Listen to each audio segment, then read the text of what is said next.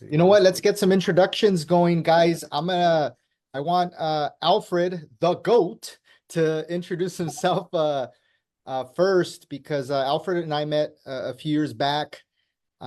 He's was helping build and run a very large C21 office with the Don, not the GOAT, because the GOAT's Alfred, the Don is Felix, his broker. They were building a really big office. I think you guys had a few hundred agents at one point, and at the same time, Alfred was building his business.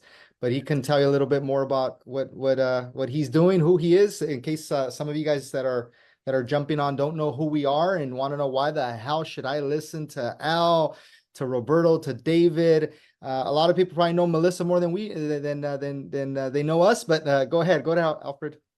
All right, guys. Thank you so much. Well, my name is Alfred Galvan. You're right. I've been in the industry less than 5 years, and I became a full-time agent during COVID, during the easy times, right? But in that time, I was able to go to 7 different brokerages. I was doing free internship to learn from top agents. I don't want to say their name. To this day, they're very good friends of mine. And the reason I did that is because I wanted to speed up the process and become a real closer, real fast. And I learned that being a real closer is great, but you also have to be a real opener as well. But I was able to train right away with Mike Ferry, Tom Ferry. I also do private coaching for Grant Cardone. I'm a certified coach with Grant, which I'm proud of. That his system, the sales process, I've revisionized my business. I mean, that's all I think about is work. I go to sleep, I think about work. I'm in this call, I'm thinking about work. But I love being a real estate agent and a coach and mentor to a lot of people. So super excited to be in this room with you guys. And of course, I can't here to find out who Melissa is and more about her. Cool. Oh, does that mean it's my turn? Well, let's go to we'll save the best for last. We'll okay. Roberto, myself, and then Roberto, why should we listen to you? Why should you listen to me? Let's see. Well, I'm doing a lot of the back end to support, getting these events. We're putting out more and more events. We're trying to get more and more people on these calls. Okay, let me help you with that. Roberto always struggles bragging a little bit about himself, but Roberto's a computer engineer. He graduated as a computer engineer in the aerospace world.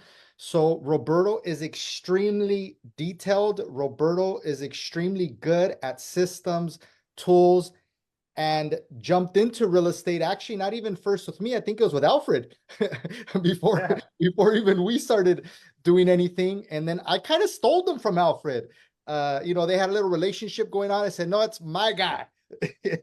and I took him away temporarily.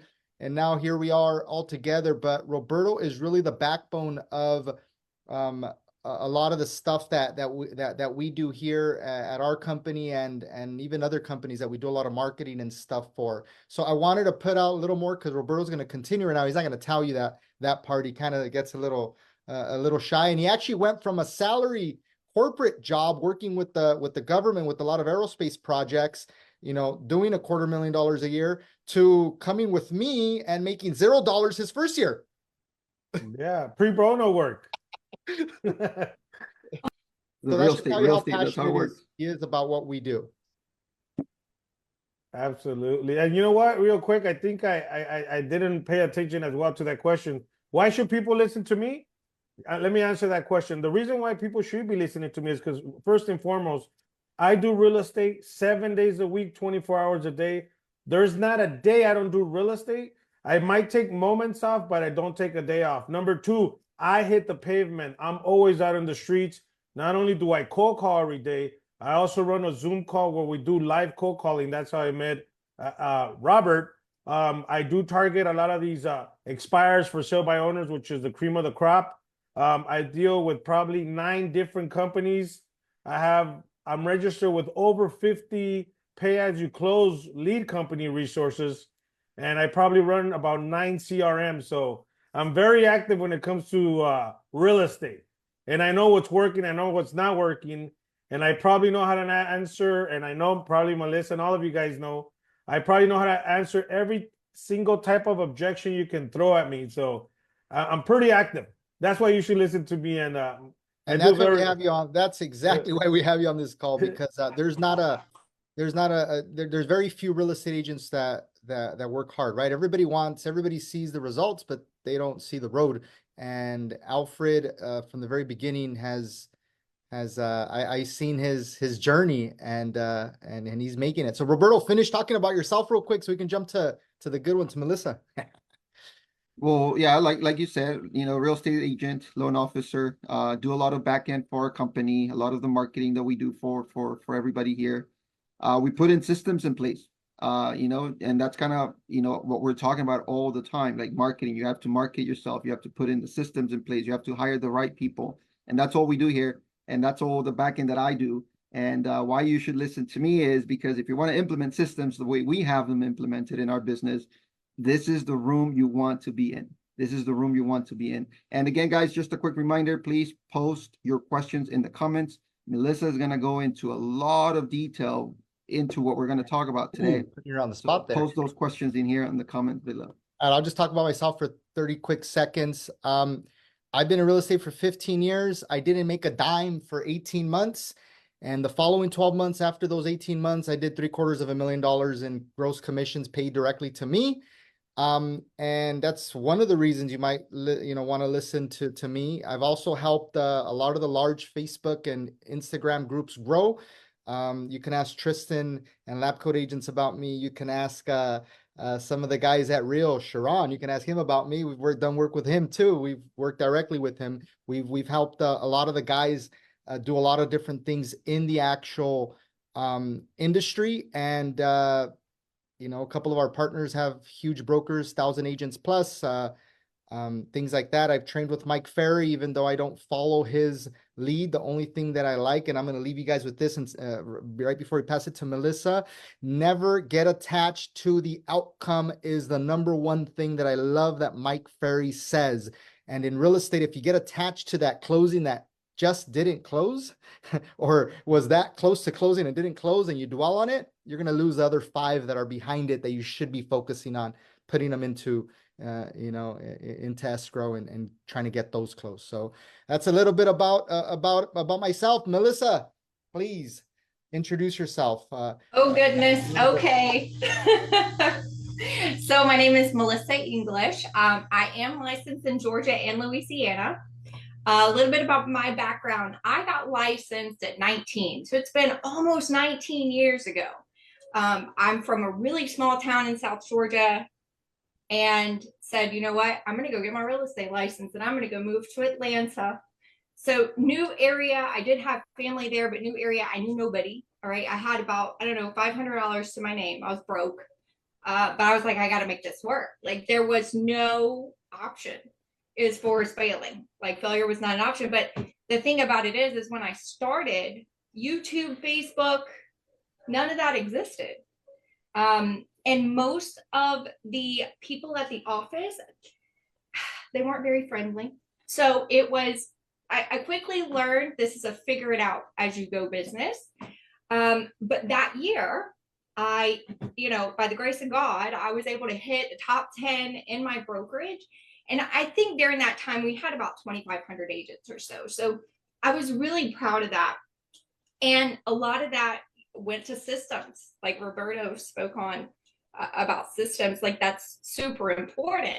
Having a plan, kind of knowing where you're, what you're doing, where you're going, because we all want to go somewhere, right? But I laser focused my target and who I was going after, and just hit the ground running from that.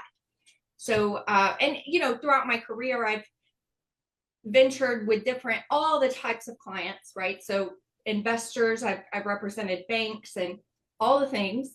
And today, I primarily work with investors for the most part today. So yeah, that's a little bit of my backstory. Now you're our NAR expert for the day. Yeah, so basically with the NAR stuff, and I think it was you that found my YouTube video on that. Yeah. That YouTube video has gone crazy. Yep. I've gotten such amazing feedback, and how I explain and how I teach and how I train, I try to simplify it. because, you know, everything can be so complex and so complicated, but at the end of the day, it doesn't have to be, you know. And this whole settlement, honestly, it's really not that bad. It's really not. It's all in how you look at it and how you portray it to be, is what it's going to be, right? So I think for agents, and I know for me, being in the business for so long, of course, it freaked me out because I'm like, what's going on? Like, all these people were talking about it, all in these groups and all this stuff. But I'm more of a realist. So I'm like, no, let me go figure this out. Let me go, like, really do my own research. So I went straight to the NAR website, and I dug, and I, you know, threw out all the junk that doesn't matter, you know, to my business anyway. And I focused on what does matter. And I simply just broke that down to what I learned from straight on their website. Broke that down into how I could respond to questions that my clients were already asking. They were already asking these questions from the news. But in all reality, not everybody even knows about this settlement. So, you know, knowledge is power. The more we know as real estate agents, you don't want to hide right now. Now's your time to shine, right? So you gotta educate yourself, be knowledgeable, so that you can have that open communication and conversation about it, and then you're golden, you know. Yeah, it's something that fear. I've always thrived in the market that's a fearful market, and I think that a lot of agents that have been around for a long time do really, really well in a market where there's fear. And right now, there's a lot of things going on. It's the NAR settlement, it's the election year, it's how our crazy politicians are jumping in and out of elections. So there's a lot of things going on, and at least in our area, I don't know what you see, because Alfred's a little bit further away from us, and I know you're in a different state, but you're starting to see a little bit of that uncertainty a little bit. Things are starting to happen. And you're starting to even see the government officials, you know, wanting to relax the situation a little bit, with rates going to drop in September. So they say. So there's a lot of different things like that happening. So I think one of the important things is, and I'm going to put both you and Al on the spot right now, but I'm going to start with Melissa. If you could take, and because I want to be all about value in the next few minutes here, if you can take the few most important things that you did on your YouTube video, that you explained what it is and how to handle it as a real estate professional, I think that would be the most value over the next few minutes, because I watched it and I'm like, wow, she did a really, really good job, right? But most agents, you know, a lot of agents, they're not going to even take time to watch a video that's more than a few minutes long, right? So it's important that we give. I want to give. I know we've been on with a couple of other guys, and everybody's been a little bit different. Everybody has the same mindset. If you're a good agent, you have the same mindset where, hey, nothing's really changed, but this is how I do it. And the way I learned when I jumped in the real estate industry initially was, I had like 5, 7 real estate agents around me, and I was listening to everybody's conversation with their clients, and I was taking bits and pieces from every person, and then I made my own, you know, sales pitch, so to speak. So we want to take the few things, the most important 4 or 5 things from your video, if we can have you dissect them real quick and just go over it, so that we can get all of the diamonds real quick, and then we'll post a link for other people to watch it if they have time to watch the whole thing. And then I know you got a really cool like giveaway too, that you give agents out too, that we can do. But unless, Alfred, you want to ask her something a little bit different, or? Oh, no. I'm actually more excited to watch that video now that you're talking about it. It's good. Yeah, it's a good one. So look, it is a little long, but it's worth the hour. But primarily, it's broken down to the 5 hardest questions that sellers are going to ask. So if you are a listing agent, listings are your thing, maybe you just tune in for that part, right? But then on the flip side, it's the 5 hardest questions that buyers are going to ask. And so it's all in one. So I try to make it to where they're on, you know, both sides, depending on where you're coming from. I would say to sum up parts from that, I definitely want to point out things that I've seen in groups and agents that are saying and that they're doing that is wrong, and you will get in trouble and fined and all this stuff. So it's really important to know these things. Okay. Number 1 if you are a buyer's agent and Bob is your buyer, and he calls you and wants to see 123 Smith Street, and you call that listing agent doesn't answer her phone, you know, whatever. And so you have no idea if a compensation is going to be paid. You legally cannot not show Bob that house. You have to show him the house. Now, and this is also true if Bob is not local and he wants you just to go do a video tour. For you to legally, first and foremost, for you to legally unlock that door, you have to have an agreement with Bob. Now, that agreement per your state could simply be for the day, you know, whatever, you know, because the buyer's agreement is just like the listing agreement. There's dates involved, there's their pricing, all the things.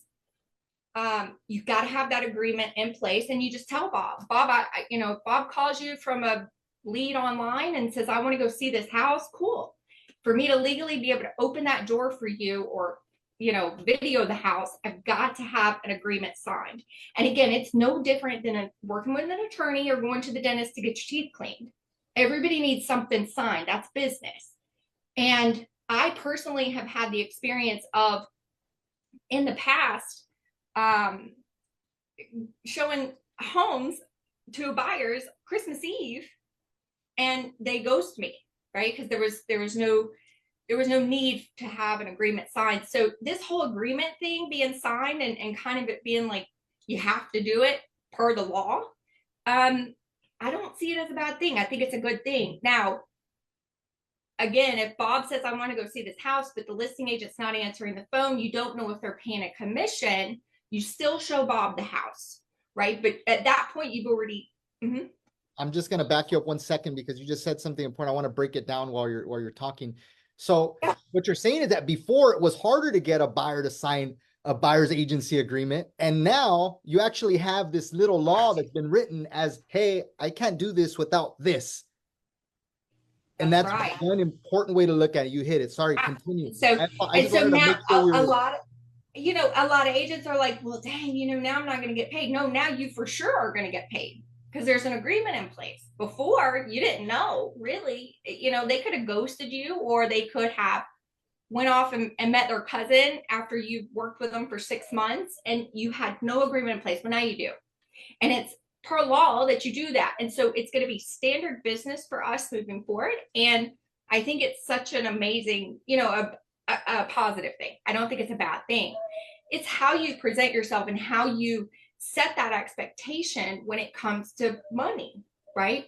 And that's a whole separate conversation that every buyer's agent has to decide up front what you're going to charge, right? So, but if Bob says, I want to go see this house, you still show him the house. But if you've already set that expectation and have that agreement, which you should already have the agreement and already know what Bob's going to pay you for your services, and you show the house that you don't know commission's going to be paid or not, and he wants to move forward with putting in an offer, cool.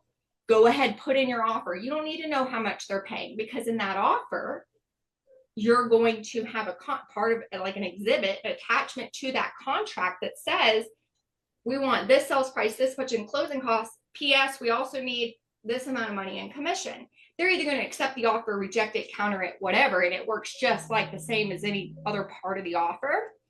So there's that. But you show Bob the house. Now, if they reject that offer or counter it back and they're like, no, we're not paying commission, well, then you go to Bob and say, what do you want to do? They'll give you this price. They'll pay this much in closing costs. They're not going to pay my fee. What do you want to do? Do you want to walk? Do you want to counter it back? You know, and life goes on. If they, you know, and I mentioned that in the video as well, is that, you know, I've had buyers, we've been in due diligence under contract. I always have my lenders run a preliminary cash to close so that my buyer knows what their money is going to be upfront. And I have them give me a good faith estimate on what that payment is for that house, taxes, insurance, all the things. I have them send that to the buyer during due diligence because I need to make sure that buyer feels good with those numbers. No different today, except today's going to also have my money included if that seller is not paying, if that makes sense. And if it, you know, I've had it to where buyers have backed out. They're like, no, the taxes are too expensive. The HOA is too expensive. Can't afford this house. We, you know, back out of the contract and we move on to another one. It can happen with our money too. You know, I mean, it's possible. So that's kind of the biggest thing, though. The point I'm trying to make is that just because you might not know what that agent's offering in commission, if the seller's offering anything at all, still show the house. Just set that expectation. And I explain that more in detail in that video on how to do that. So Melissa, there was a question that is kind of what you just talked about, and that's one question that I had. See how you personally would handle it. So let's say on that counter offer you talked about, they're not paying for the commission. So what's your sales pitch to your buyer at that point? So here's the deal. It's not really a sales pitch at that point. We've passed that point. So I'm proving my value day one. Day one, before we go look at anything, because I legally have to have an agreement, right?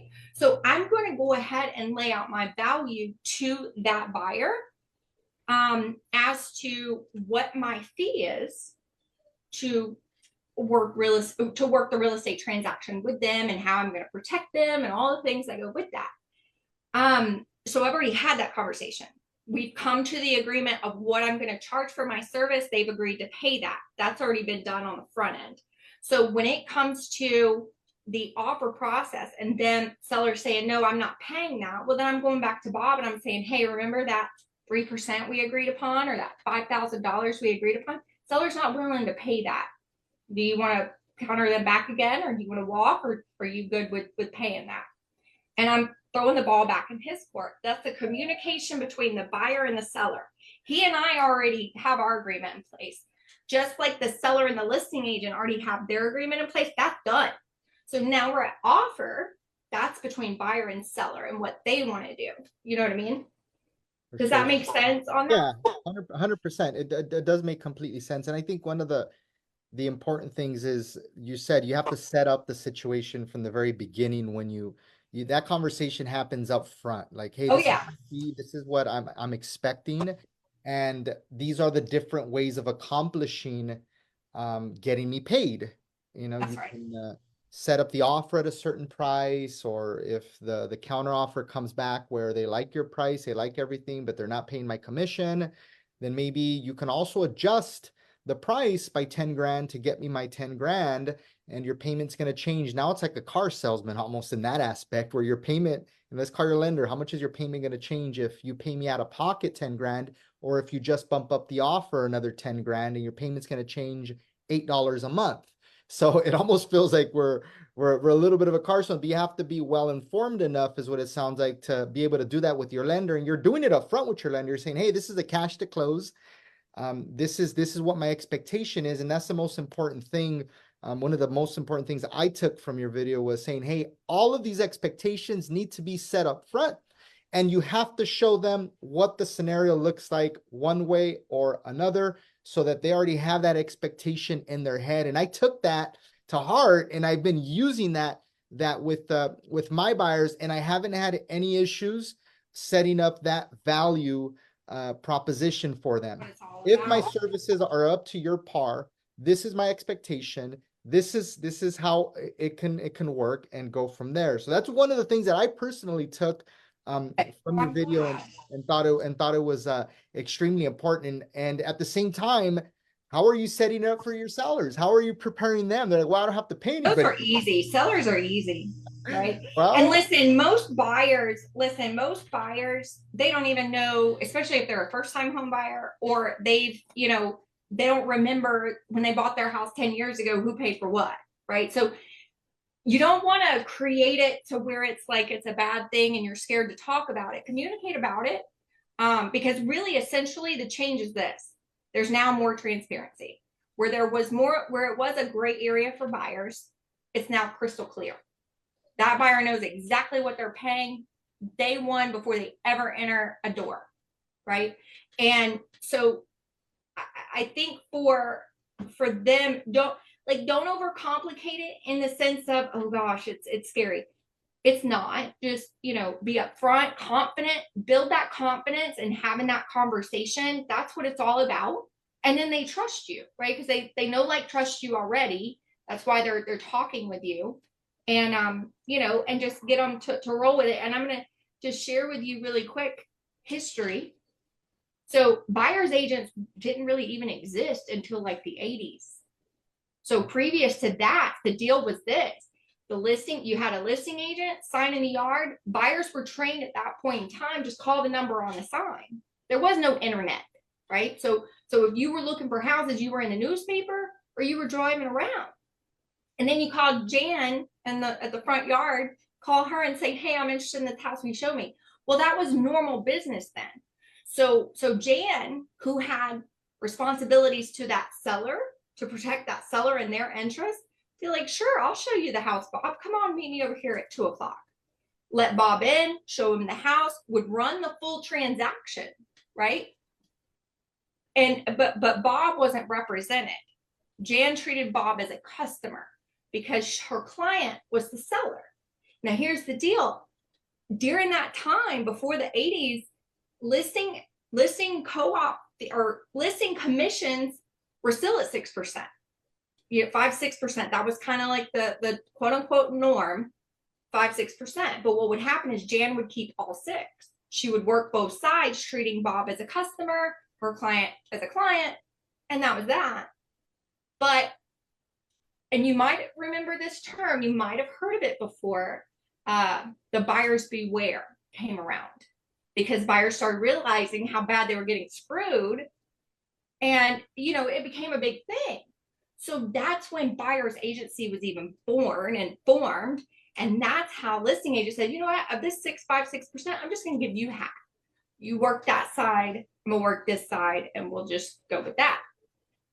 And there you go. So I don't ever see it going back to that again. I really, really don't. I don't see buyers trying to wing this thing by themselves. There will be some that will.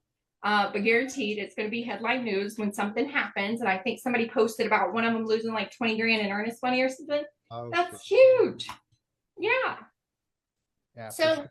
The history lesson is cool. I didn't really go back because I don't think you were around back then as an agent, and neither was I, because we're way too young for that. Right. Don't let these gray hairs fool you. But with that said, I didn't really realize and understand how that happened back then in the 80s, and it makes perfect sense, and the evolution kind of works. And now that I've heard it, I think you're right. I don't think it's going back to that. I think it happens sometimes, old agency, things like that, but it's not buyer beware. Their buyers are aware, and we should have a car salesman, the same way. We should have always said that. I've always said, can I hire somebody as an agent to represent me to buy a car? Yeah.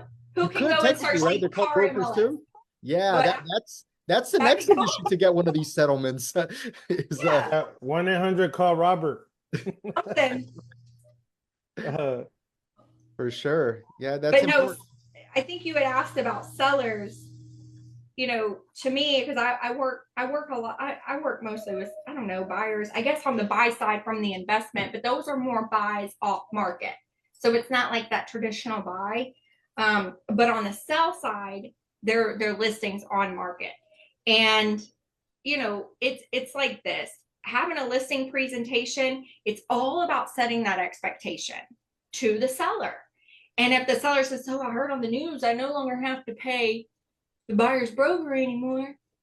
Well, you never really had to begin with, but here's the thing. It would be a competitive disadvantage if I didn't inform you that not paying a buyer's broker could impact how many offers you get and if your house actually makes it to closing. Because I have worked with unrepresented buyers before, and it is a freaking nightmare. So, you need that buyer's agent to kind of navigate that whole side of the process. And don't try to, it's sticky, man. It's really sticky. Yeah, for sure. They are totally worth that value. I take my own personal houses, and I've sold 3 in the past couple of years. I gladly pay those buyer's agents. Whatever that market is, Louisiana's average is like 2.5, Georgia's like 3, right? 100%. So gladly pay them because I know they're worth it, and I'm an agent, right? So I 100% will pay that, and I share that with my clients on listing appointments.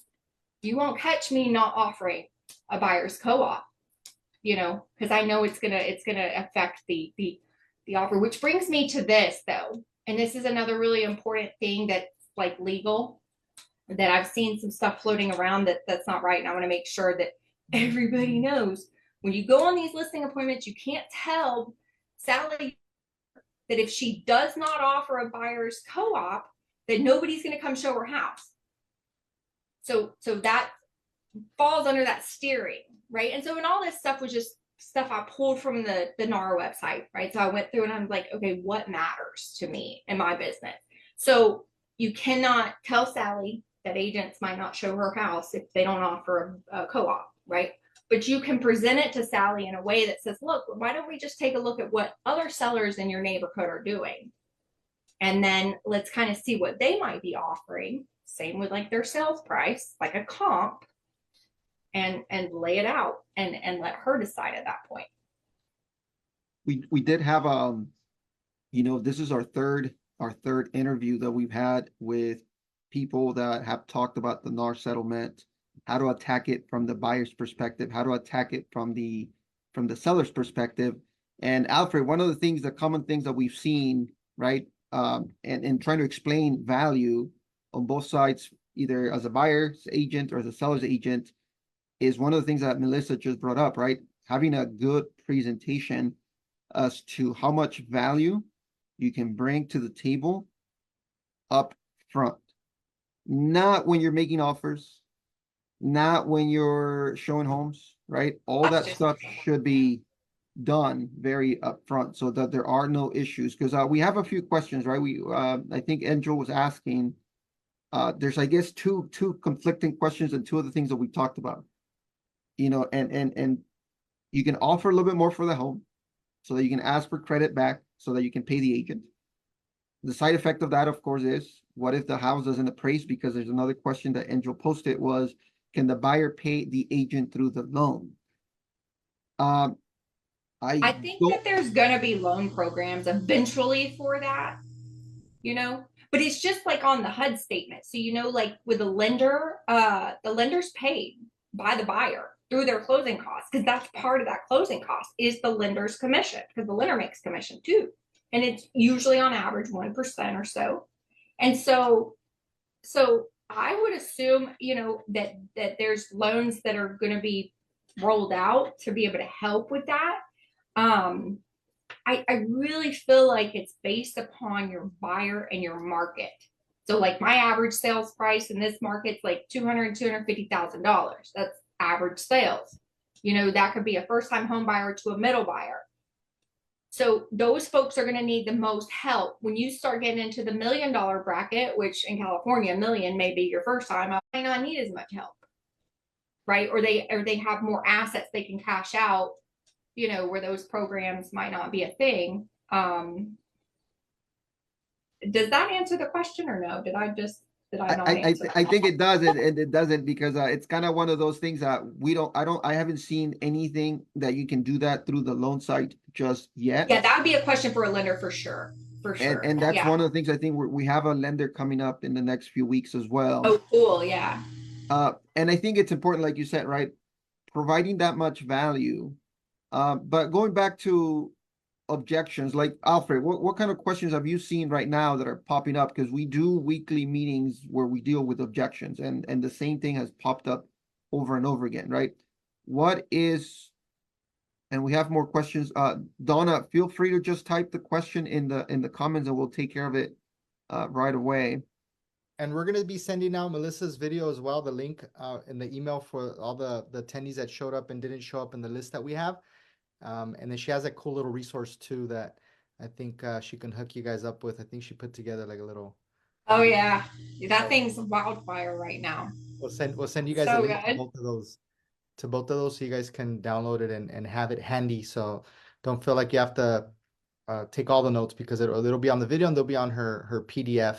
And I know Alfred's a little bit different. I think Melissa's a little more of a passive closer as well, is what it sounds like just by listening to her a little bit. But Alfred's like an aggressive, like Mike Ferry, Grant Cardone closer that takes no for an answer, right? And it's not for all of us because it's not for me, but I know a lot of you guys out there want to hear a little bit about maybe how, just if you can give us like just one or two, Alfred, of how do you handle a buyer and a seller, just something quick, like the number one objective of your buyers and how you handle it, and the number one objective of your seller and how you handle it, and just so we can, I know everybody has other things going on. I want to make it short and sweet and to the point. Melissa been good, and then I'm going to close it off with trying to pull another couple little quick diamonds from Melissa before we leave. Awesome. So in the last 2 weeks, I've been on 7 listing appointments. Just so you guys know, 95% of my business is listings. The last time I did a buyer was a month ago. It was 2 years me doing a buyer. 2 weeks ago, it was my first buyer in 2 years. So I deal with a lot of sellers. To be honest with you guys, this whole NAR thing, I think the more we as agents talk about it, it just gets spread like a wildfire, because on these appointments, out of the 7 that I went to, only one person brought it up to me on Sunday in Santa Clarita that happens to be my neighbor. And when I showed up, he's like, Alfred, I'm so excited. And I'm like, oh, why? Because I'm here? He's like, no, because I don't have to pay a buyer commission. And then I kind of, and I agree with them. And I kind of said, like, well, Melissa said, you know what? Did you know that you didn't have to even pay that 20 years ago? It's just that things are a little different now. Now, let me explain to you, because we had our attorney come to our office on Monday, John Manzor, and he explained to me about this whole NAR, right? Certain things that we can say, certain things that we can't. And like Melissa was saying, like, if a buyer, like, for example, Melissa, I was going to ask you that question too when you were saying that. For example, if we give referrals, because I get a lot of referrals from online lead companies, right? I'm not going to name them. Some of these online lead companies do not let you ask the question, right? Are you working with an agent, right? Certain questions we cannot ask. And of course, if you're just meeting this person for the first time, nobody's going to want to sign anything with you because they don't know who you are and you haven't built a report. So my train of thought is, how is it going to impact these huge companies like Willow and all these other companies that I don't want to name, right? Because they're so trained to, like, Alfred, go open the door, and once you're in the kitchen table, then you start fact finding. Anyways, they're going to change. They have to pivot just like we have to pivot. Their business model is changing just like ours is. Now, how they're going to roll that out, I don't know.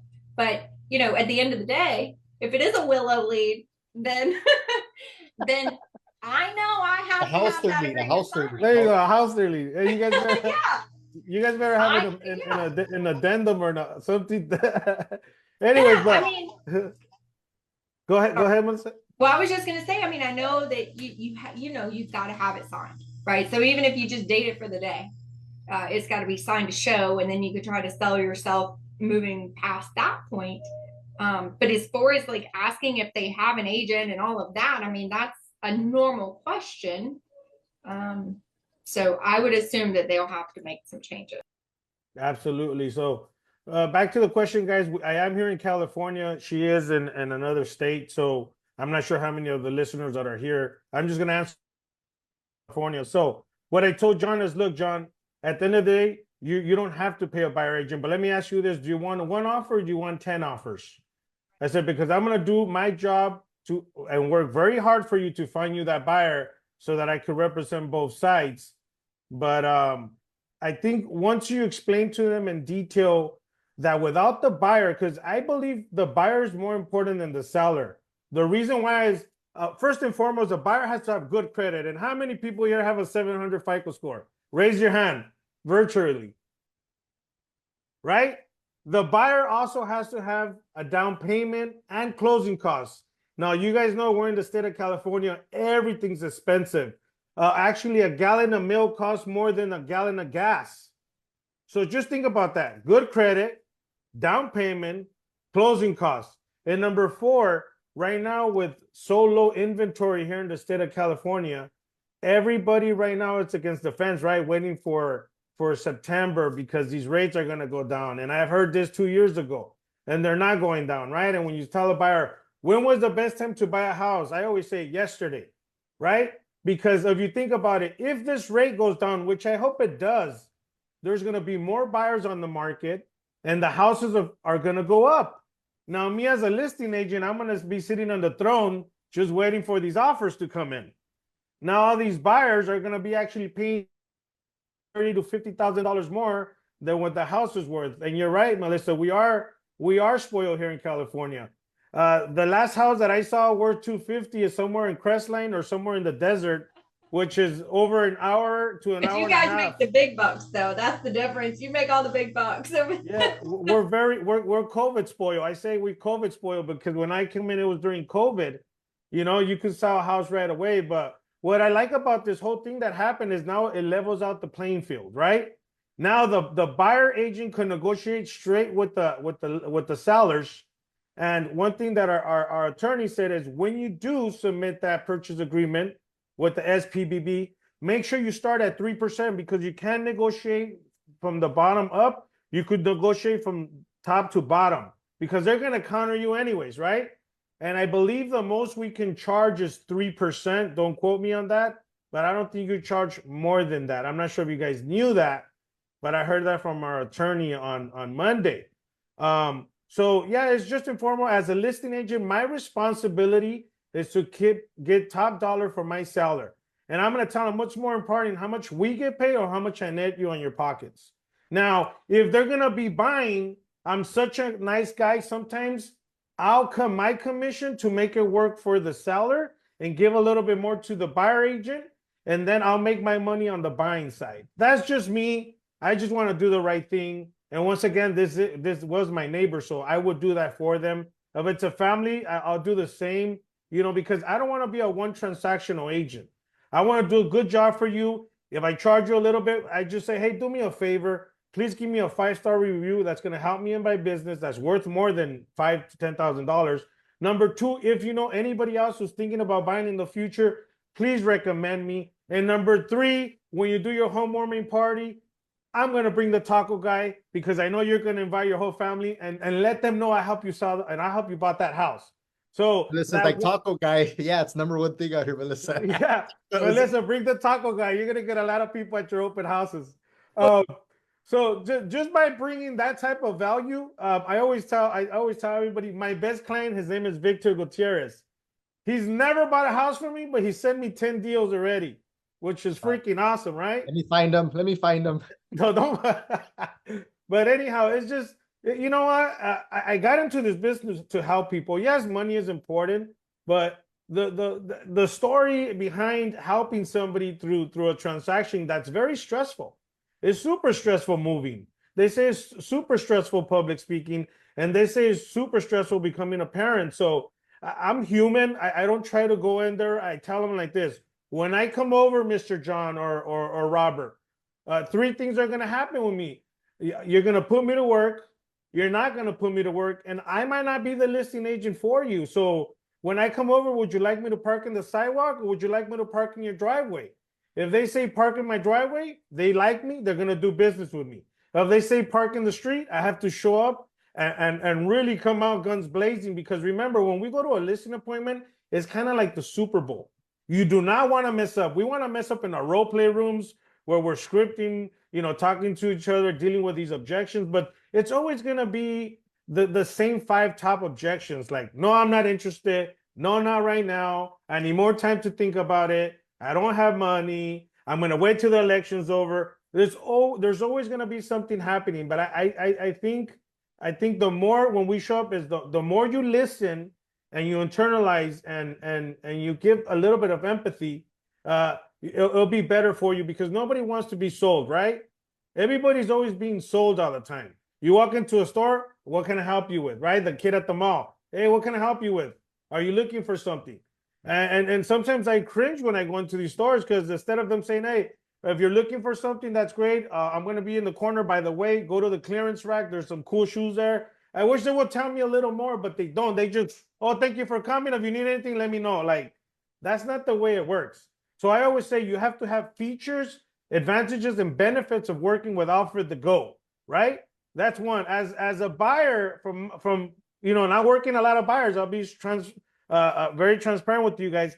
I feel like being a buyer and a lender, I feel like my business is dictated on the interest rate, which is not cool because if the interest rate is too high, I'm not doing a lot of business. If the interest, only when the interest rate is low. Now, that's why I only like expires and for sale by owners, right? People who are raising their hand that want to sell. Those are the people that I go after. Now, if you guys look 20 to 30 years back, there's always been expires and for sale by owners as far as I can go. I try to lead trace back, and I sometimes go in my database because I have expires from 2-3 years that I still haven't sold. Maybe because they have that bad taste in their mouth and they're waiting, like you said, David, for that election, for that rate to go down, for the Mars UFOs to land here. I don't know, so much going on in the news, man. That's why I don't pay attention to the news. But when it comes to a buyer agent, you have to level up your game as well and bring in those features, advantages, and benefits because, like you said, there's a lot of people that, and I'll be honest with you guys, there's a lot of people that go to my listing appointments and they'll throw their agent under the bus. Like, Alfred, if I go with you, can I get the house? And I'm like, no. You know, I don't want to do that. I want to do what's ethical. I want to do the right thing. But that's why you have to learn how to fact find and ask the right questions to get the right answers. Boom, and that's why you're the GOAT. Look at that. I try to be. I have to even like say, hey, cut it, bro. That's too much. I'm going a cappella right now. You know, So good, he's fired up. I love yeah, that's why I like to have a variety on these webinars because you know, we got some great information with Melissa. She explained it great in her video. I love her tactics and techniques, and she handles things a certain way, has a certain person that she works with. And then you go with Alfred and he's like, whoa, high energy. He has other people that he works with as well. And then I kind of feel like myself, I'm a little bit more on the mellow side. I'm in between like Alfred and Melissa when I need to. And there's agents that are all across that spectrum. And it's good to hear from all of us because at the end of the day, we all have our own little niche. We all have people that are going to like us and not like us. And we need to get a feel for how's Alfred doing it? What's he doing? What's Melissa doing? What's David doing? How Roberto putting together all these different things that he's doing? So it's almost 1 o'clock. I know we got another call that we're going to jump on. We appreciate you, Melissa, before we're not letting you off the hook that easy. One more last thing. Alfred, Melissa, I want you guys to role play real quick if you can. Okay. You're an investor that's worked with Melissa in the past, Alfred, and she's gonna take your listing appointment and you're gonna bring up the NAR settlement real quick. Did he buy the house? Did I help him buy the house he flipped or what? Or he's brand new? He's just an investor that sold a few homes in the past. I don't know, he could have bought it or not, but he might have bought others. But you're his agent, you're his go-to agent. But now he heard about this NAR settlement, and now he's kind of questioning it. Let's do a quick little, you know. Are we at the kitchen table or she's calling me? She parked in you parked in her driveway. You're at her kitchen. You're at they're at your kitchen table. Actually, she parked in your driveway, Alfred. You're at your kitchen table, so it's almost a done deal. But you have this NAR question here. Got it. So I'll start it off. Well, Melissa, thank you so much for coming. What did you think about the house? Love it. I think it's great. It's perfect. It's perfect for, I envision a younger couple. This is going to be great for them. Awesome. So you think you'll be able to give me that 500,000 I want? I don't think that'd be a problem at all. I think Awesome. 500, we're right there for sure. Got it. And you know what also excites me, Melissa, that I don't even have to pay for that other agent no more. I'm just excited to pay you that 2%, which is awesome. I love that too. No, but listen, I have to be honest with you, Alfred, because if I'm not honest with you, then I'm not doing my job to protect Absolutely. you. If you're not honest with me, you would not be sitting down. So let me tell you, that's one of the biggest misconceptions about this whole settlement stuff is that the commissions were never negotiable and that, you know, sellers always had to pay and all this stuff. That's not true, right? So commissions have always been negotiable.